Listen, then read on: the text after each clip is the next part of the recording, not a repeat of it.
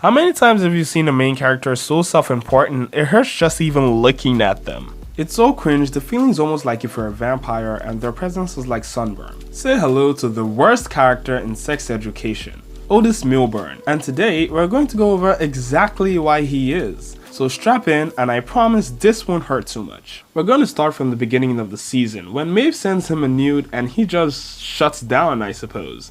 I mean, she sent him a text saying, "Your turn, dickhead," and all he could reply with was nothing. He left her unread, basically. Let me reiterate that. He left her nude pic unread. Now, understandably, we could make the argument that he had anxiety about it. I mean, he's a character that's really anxious and has struggled with sex right from season 1, even though he's a sex therapist. Quite the irony there. Anyway, we get that, but it doesn't serve as an excuse to be essentially a wimp about it. If he didn't feel comfortable sending the nude of his, I think it'd be reasonable to just talk about it. But just talking about it is way better than leaving her unread. He makes this excuse that he did that because he wasn't sure Maeve would be coming back and he was scared to make himself vulnerable. Which, I don't know what you think about that, but it reads a little cowardly, as we'll talk about later. This wasn't something really terrible, those are coming up in a bit. However, this did get on my nerves just because of how much he constantly refuses to take his own advice. Strike 2 for Otis would have to be his unwarranted beef with O. I mean, hello? She got there first. I think it'd be only natural that people would prefer who they were familiar with over who they weren't. But no, Otis took this personally and loaded the rifles. He automatically made an enemy of a person he literally just met.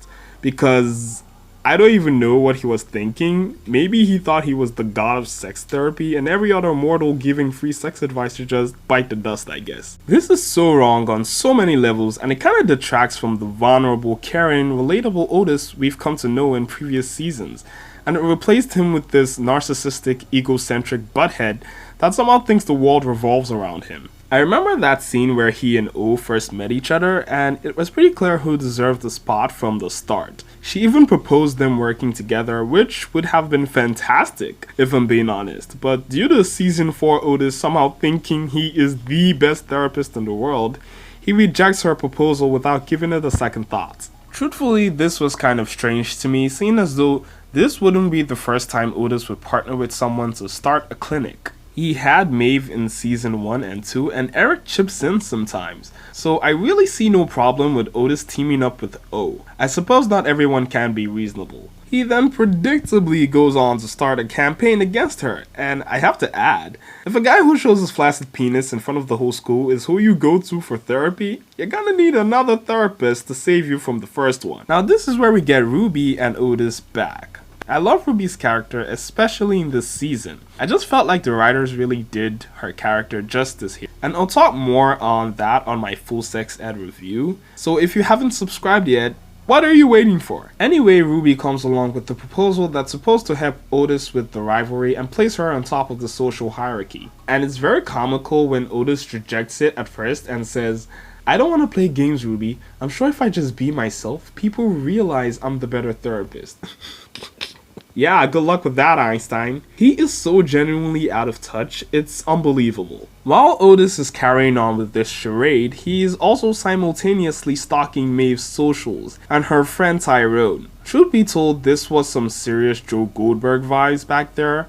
He is so insecure in this season. Even when Maeve tells him she might have a shot at getting the internship, he couldn't even feign being happy for her. I mean, that's like a red flag times 100. He's even insecure about O, his rival. Half of the actions he makes sometimes are in direct response to what she does. He just doesn't want anyone to trust her for some weird reason, and that was why he pulled that dirty move of calling her out during the school debate. Now granted, O's no saint herself, clearly, but we just got to know this character. Even if she's problematic, we're just getting to know her, so naturally we can't judge her based on her past. Otis, on the other hand, he just went 180 and threw all the charm he had in previous seasons out the window. I suspected that it was because of the impact of his dad leaving, the relationship his parents had as we've seen in previous seasons and this season as well. But taking his rough childhood into account, these were still the actions of a jerk. Like, there's no excuse for the things he's doing here. especially what he did to Ruby. I can already tell most viewers would be infuriated with O for doing such a horrible thing to Ruby during their childhood. However, I would argue Otis is even more of a jerk. There was no way Otis didn't know that Ruby had residual feelings for him. It was clear as day, and he went ahead and humored her, knowing full well that he didn't think of her that way, even in the slightest bit. He went ahead to watch TV with her, they snuggle, they have this little bonding moment. And you know, this goes a little bit deeper than meets the eye, cause when you look at it in retrospect, we know that Otis has been ditched by Eric. We'll get to that as well, it's also annoying. And we also know that he and Maeve get into one argument because of his just unbridled jealousy. So he kind of uses Ruby as a safety net, as something to fall back on, because he doesn't feel good about himself. I mean, this kind of behavior is common with celebrities. I would expect like the Kardashians to be doing this, not Otis. Yet, here we are. I am aware that Ruby asked him to stay, but like he could have just said no. There's no gray area. He knew Ruby still had feelings for him, and he went ahead to humor her, his campaign manager. The next morning when they wake up, Otis is all flushed after the deed has been done. Way to go, Otis. I have to point out that nothing actually happened between them, as we probably know. But something definitely happened within them. It is pretty clear that their bonding session that night opened a whole can of worms between them. And this is vital because now Maeve returns and basically the whole world has to come to a stop. Ruby, out the window. Eric, meh. All that matters now is Maeve. She lost her mother, which was probably the most impactful arc, personally, in this season. And it was good to finally see Otis be a human again and console her through this hard time. What was not cool though was him completely ditching Ruby. I mean, so much for friends, right? Ruby did nothing but help him through his campaign, and to be honest, he really needed it because he was not winning O on his own. That was unintended. And all Otis could repair with was ghosting. A simple text would have sufficed if Otis wasn't such a self-centered jerk. And on that note of self-centered, we have 3 more characters that Otis did dirty. He is relentless, clearly. Number 1 would have to be his best friend, Eric. I know this isn't just highlighted what I was already feeling from the beginning. I felt like these guys weren't really best friends, to be honest. I don't know why Otis is jealous of Eric's new friends. It really doesn't make any sense, especially when you consider the fact that Otis has never spoken to him about his race or his Christianity or even his family for that matter. I mean, for someone with a best friend this complex and interesting, it's hysterical how he's still this shallow and self-centered. It always feels like Eric is a character in Otis's life, but Otis couldn't care less about his. And Eric pretty much sums it up very well when he said, "You don't care if it's not about you," which is recurring with Otis. Another person that Otis treats like shit, Maeve. Yes, the girlfriend he seemingly could give it all for. This is where all of Otis's bad traits really shine. It's just like one mishap after another. After the nude incident and the Tyrone incident, Maeve gets the news that her mother dies and she comes back to the UK. It's crazy because this was sort of Otis's undeserved chance to finally right all the wrongs he made in their relationship. And for a while he was doing just that. But apparently that won't last long. He manages to screw up sex with her after confessing to having slept on the same bed with Ruby. And this is interesting because I don't think it was the action itself that made Otis feel guilty. I think it was the motive behind it. He knew he could have said no. He knew he humored someone that clearly still had feelings for him just because he was jealous. My god, you should have seen his face when he found out the guy was gay.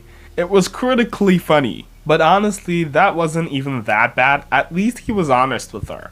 Unlike the time he wasn't. Remember that time when Maeve said she's staying back and Otis was like, "Are you sure about this?" Yeah, I want you guys to picture something. Imagine you have a long distance relationship with a partner who's chasing their dreams, and that dream means literally the whole world to them. You know how much it means to them. Imagine they also lost a family member. They're confused and conflicted. Now they tell you they don't want to continue chasing their dreams. That obviously means the whole world to them. What would you do? And I want you to answer honestly. Go on. I'll give you a sec.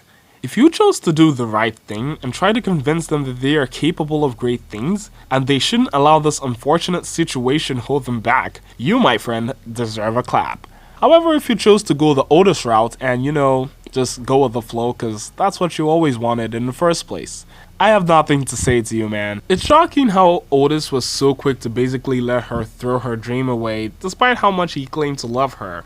This isn't the actions of someone that truly deeply loves someone. I mean, if my brother got a scholarship to go to one of the most prestigious schools in the US and chase his dream, and all of a sudden he's just backing out of it, despite the situation, I will slap the shit out of him and put his head back in course. Cause at the end of the day, that's what family's for. That's what you do when you love someone. You let him go. That clearly isn't the case with Otis. I mean, that guy was faster than a hound in getting the Cavendish form for her. And at this point, you have to wonder, does he even care about her? Like, truly, does he really care about her? And if you think all this is obnoxious, just wait till you see his reaction when someone that actually cares about Maeve actually listened and gave her some good advice. Yes, I'm talking about none other than Jean Millburn, the woman that Otis obviously doesn't listen to enough. And the way Otis treated his mother in this season was incredible. That's all I'm gonna say. Right from the beginning, he was already giving me brat energy, and that scene where he argues with his mom about Maeve just solidified it for me. He's angry with his mom and jealous about Joy? Dude, you're a grown-ass 17-year-old. You're basically an adult at this point. Don't get me wrong, he is still very much a minor, and his mom has the obligation to parent him. However, at this point of his mother's life, he is meant to be more of an asset than a liability to her. And a lot of times it just felt like he was a liability. His mother was going through so much. I can't even begin to describe how I'd feel if my mother was going through this much. Like, fuck the school therapy thing, man. I'm gonna focus on taking care of my family. Like, Otis has no idea he's the man of the house now that his dad's not here. And he has to stand up for his mom, not make her life even more hellish. Well, at the very least, at the end of the season, Otis did somewhat come to his senses and was able to salvage what he could from all the ruckus he made. And you know what, I'm kinda happy that he and Maeve broke up. I know the fans shipped them a lot, but trust me, Maeve is better off without him. And I'm also happy that Ruby came into herself and became that confident diva that we once knew her as. It was very satisfying. I'm also glad that she rejected Otis's friendship. Anyone that values their mental health should probably do that. Anyway, I hope I've been able to do justice to why I think Otis is the worst character in sex education ever. Leave a comment if you want to see a full review of the season and I'll get to it. Also, tell me what you thought about Otis. I really want to know you guys' thoughts in the comments. Also, don't forget to like and subscribe as you'd be helping my channel a lot. And watch this video right here if you enjoyed this one. Bye bye, Jana.